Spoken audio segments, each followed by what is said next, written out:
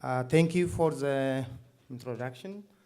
And I usually I am engaged in this research as well as business promotion of business education in African universities. Therefore, I have two research agendas. I'll talk a little bit here. I will not waste your time, but some core points here. As you can see, here is a very good quote. It is not income inequality per se that affects trust and collaboration or cooperation in society, but the genesis of it, how it came. Therefore, when we try to promote entrepreneurship, innovation, and creativity, then we need to promote this. People should be rewarded when they work hard. People should be rewarded when they contribute. That's why this is from the economic and or socioeconomic point of view, this is what is needed in Africa. We don't need rent seekers. We need people who worked and earned it, not got it at the expense of others. Let's define entrepreneurship. I will not waste your time here also, but there are different definitions. When I was in Botswana University, I defined myself about entrepreneurship. Therefore, I will just give you. This is from Harvard University, how they define entrepreneurship. And this is from Oklahoma State University. And this is from Indiana University. These are well known in entrepreneurship education in America. And this is my own when I was in the University of Botswana, because I was teaching also entrepreneurship courses. Therefore, that's the process of promoting continuous individual and community. See, there is a collective advantage or collective sacrifices in Africa. We need to promote that. Therefore, that's why I added community-based alertness and creativity in pursuing opportunities for enhancing economic and social values, both economic and social values. Therefore, it reflects the first one, income inequality from the right side. Now, entrepreneurship is regarded falsely as, entrepreneurs are greedy, they are making profit overnight, rich, and so on. These are not entrepreneurs, these are rent seekers. They just air to air, doing business and collectively. In many African countries, they are there. Here is the job of entrepreneur. You can see that there are that I usually highlighted in red and blue. In reality, there is always a gap. There is always a gap. That gap generates opportunity. Then it is up to us to exploit the window of opportunity which is opened. Window of opportunity doesn't stay long. It closes down. Therefore, we need to exploit that. If we don't, others will do that. That's why many foreign investors are doing that at our backyard. And here is also another very good scientific process, we call it, or philosophical process of entrepreneurship. Entrepreneurs are creative distractors of the equilibrium. What is existing, always. What is existing, but always we should think for the better. That's not alpha and omega. Therefore, development is continuous. The new and the better is expected, negating the existing weak. Always we should regard the existing as weak. And despite any hindrance to slow developmental dynamics, or we call it upward spiral, is inevitably continuous. And Schumpeter, the well-known economist from Austrian economic thought, said it, creative distractor of the equilibrium and the alert. We need to develop African young entrepreneurs taking one step forward, leadership in entrepreneurship. The continent can best of everything. It's a rich continent. In all dimensions, historical dimensions, sociological dimensions, cultural dimensions, but we need to work hard in order to exploit our own wealth together in partnership with the global economic interactions. Here is a good picture or a good flow chart that can tell us. Look here, the ground ideas. They are here with us. We have laptop, we have everything. They are the ground ideas. But we, especially the young, should think the dark cloud here. What is the dark cloud? If, for example, if I say that here is, I developed some, a chip, small chip that can be inserted here in my skin, inside my skin. That is wacky idea. But tomorrow it will be realistic idea. Therefore we need, amps here like this, look, or like this. Think, continue thinking, because that space out ideas will be blue after a while, and it will be ground.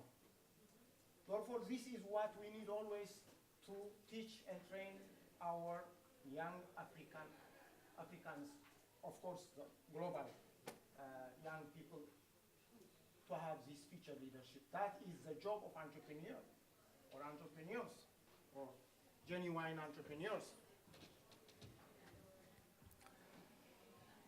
Now we can see Abraham Maslow. I am sure that you know him, the behavioral group, hierarchy of needs. He said this, 1968. The most valuable 100 people to bring into a deteriorating economy are not politicians, economists, scientists, engineers. Rather, self-motivated, talented, and forceful entrepreneurs. You see, they can use even those knowledge, like Professor Wu said here, knowledge created, they can use the entrepreneurs, change it into application, change it to the value of the society. That's why he said, 1968, that a psychologist, a behavioral psychologist, well-known group in behavioral sciences. Therefore, it's time for a new generation of African leadership to cope with the new problems and opportunities. Here is a new and stronger Africa to be won.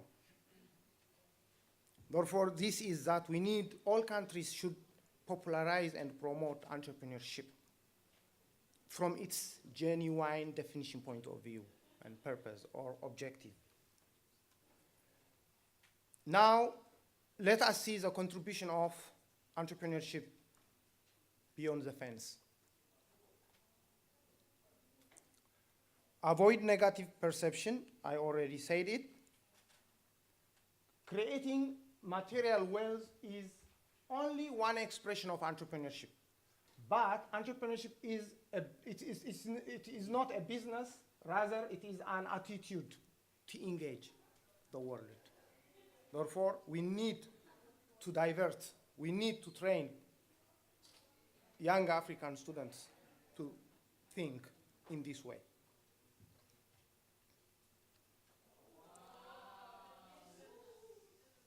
Especially at the grassroots level. Let me pass this one. The facts now, look, how entrepreneurship is very popularized, that many African countries also, and African people, and the African young should follow. USA, look the facts. 27 million businesses. The number continues to grow every year, 2%. During the last 10 years, more than 600 new ventures were established every year. And these are self-motivated individuals, including my students. Undergrad students, they have businesses, 2, 3. They are undergrad, sophomore, third year, fourth year.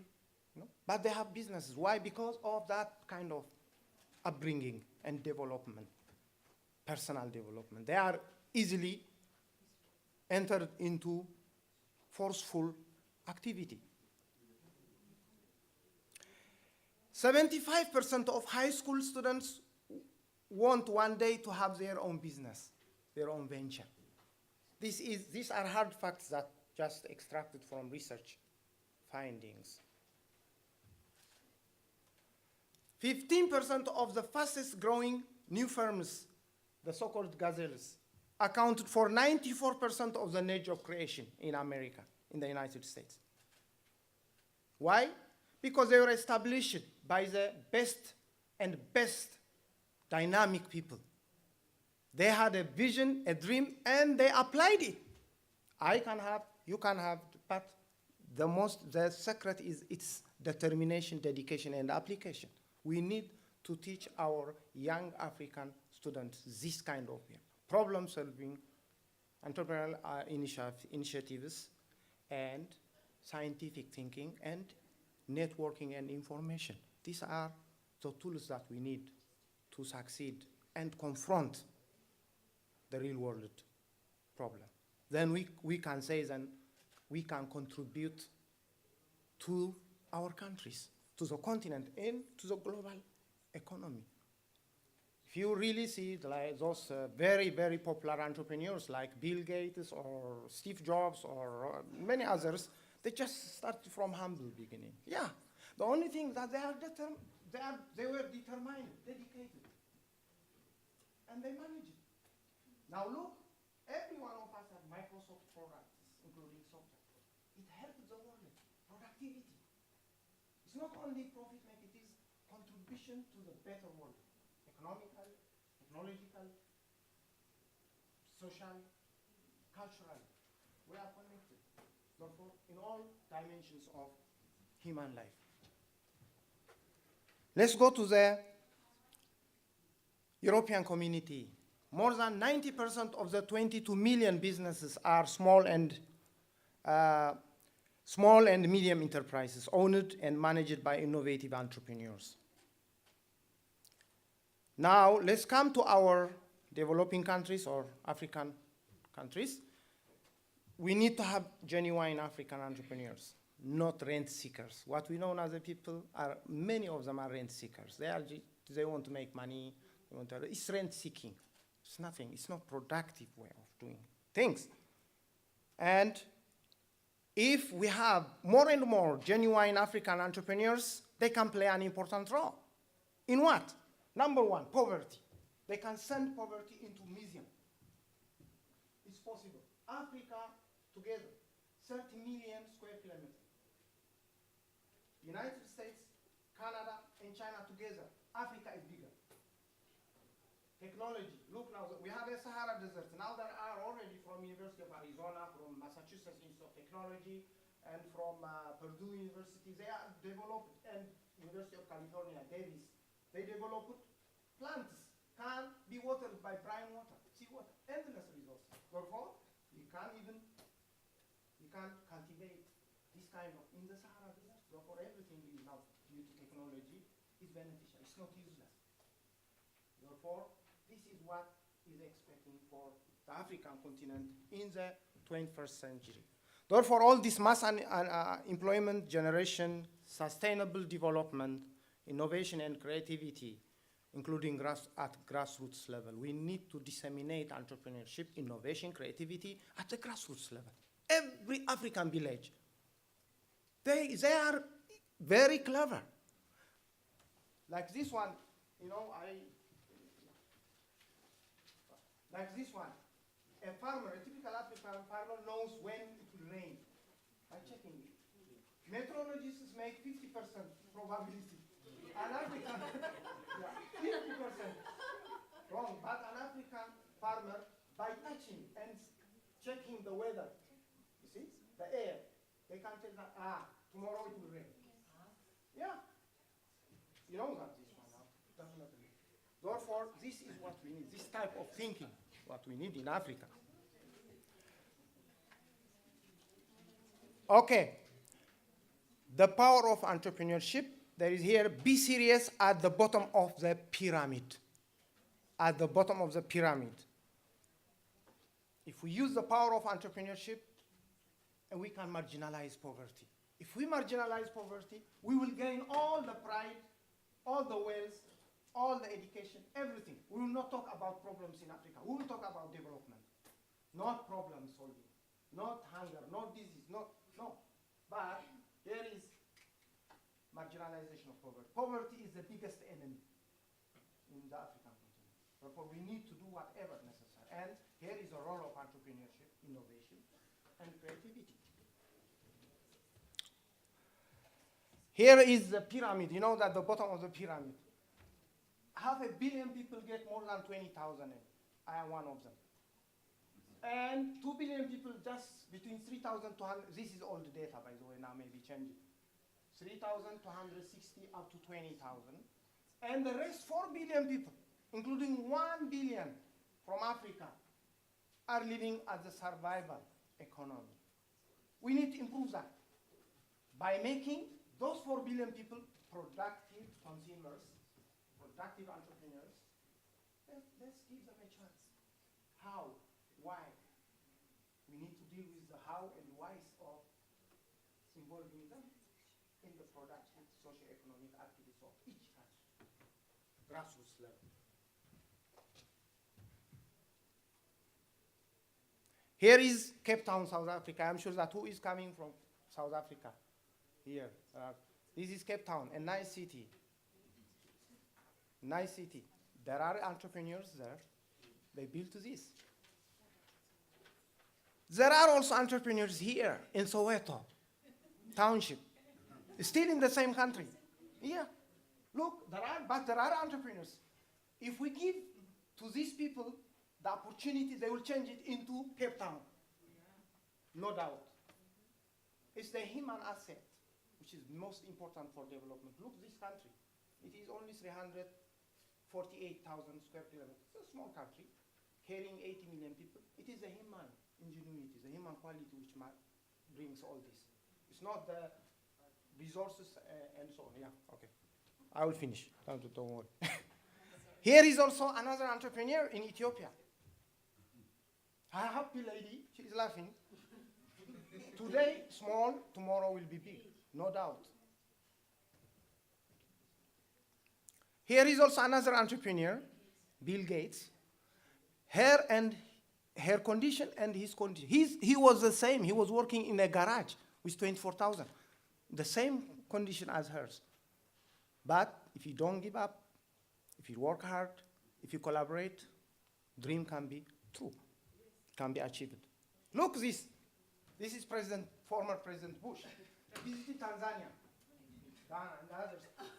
Two high school ladies, 2 high school students, they gave this idea, they created this idea. You know how many they sold? 2 million. Yeah, and he himself, President Bush, mentioned it in the White House briefing. And they became suddenly millionaires. Why? Because of opportunity.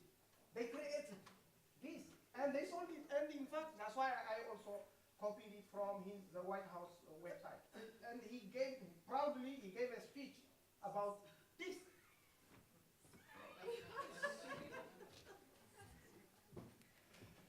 Here is the 2 ladies, the 2 girls.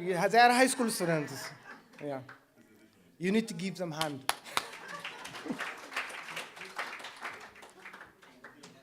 And this is, President Obama with his grandmother. And in Ghana, you see, this is what we need. You see, now, President Bush is already earmarked $15 billion because he was so happy. He found people are so eager, but they don't have the means. You see, therefore, this kind of creativity, what we need in Africa.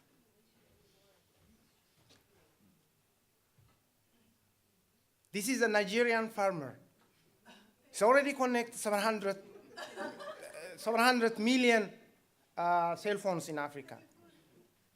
Here is a TV, getting TV in a remote African village. And here is, do you know what is this? The cell phones are charged with this mobile. Yeah, they charge them and they go from village to village. Yeah. Because you don't find electricity in every village. Yeah, they go there and they charge, okay, 10 shilling, 10 shilling. Yeah. Mobile chargers. Here is a farmer in Ethiopia, the same like my ancestors, my grandparents and so on. They were doing this. It's very hard work. But there is hope in Africa. Look this. Yeah, it's changing, but let's push it, accelerate it. Here is the same thing. Aha, the Maasai. Okay. Yeah, I'm enjoying life. Huh? This is another Maasai. Here is that's a power, that's energy. Yeah.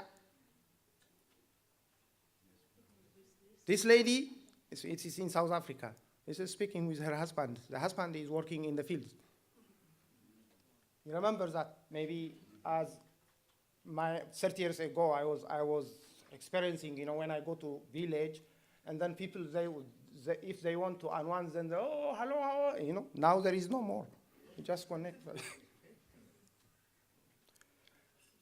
Then, now, there is a very high hope. Now, the same children are now working on the internet. This is in a very remote village. I went there myself. It is in Botswana. Telecom, rural telecom, and mobile telecom, the same thing. We need more of this. We need to connect. We need education, not through coming to class, but through this type of communication means. Okay. Entrepreneurial education is very, very popular in the US. I don't want to waste because I don't have time. 2,200 courses are offered. 3,000 schools have entrepreneurship program. 350 endowed positions or chair. 48 referred academic journals. 400 established centers, and so on and so on. Continue. It is growing. Therefore, we can learn a lot from the power of entrepreneurship, especially if we promote this in African universities. And here is the necessary in the 21st century for Africans. Manage strategically, think entrepreneurially, always dynamic. I will finish. Here are some of those global factors or impact factors that are forcing us to establish a well-designed entrepreneurship program in African universities. I don't want to spend your time. Probably, if anybody interested, I can send this lecture, okay? But here are a lot of factors. Here is the overall entrepreneurship, academic or education or academic program that African universities have. Look at the top. Commercial entrepreneurship, social entrepreneurship, and the commercial entrepreneurship divided into two: entrepreneurs, the commercial, individually, intrapreneurs. Within a corporation, within a company, you need to act also more innovation, more creativity and entrepreneurship. Therefore, that is called corporate entrepreneurship or intrapreneurship. On the other side, social, the same thing also at the social level, which was a social good that we need to promote also in Africa instead of simply receiving aid. Yeah.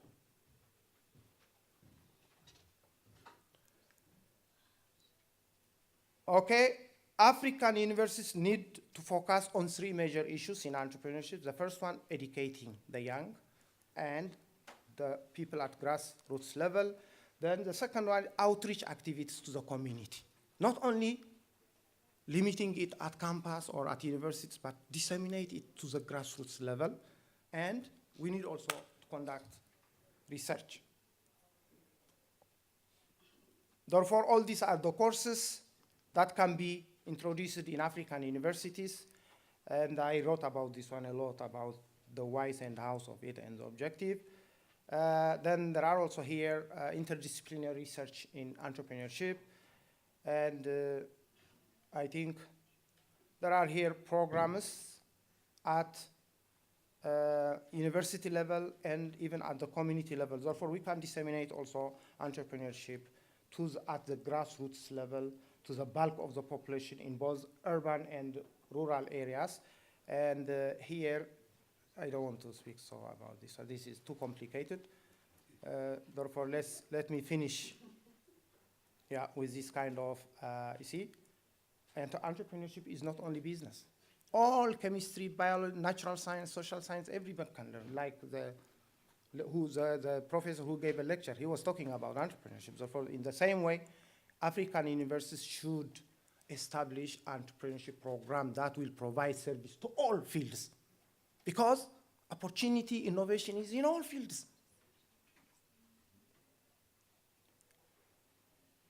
Okay, therefore, what should be the entrepreneurial university?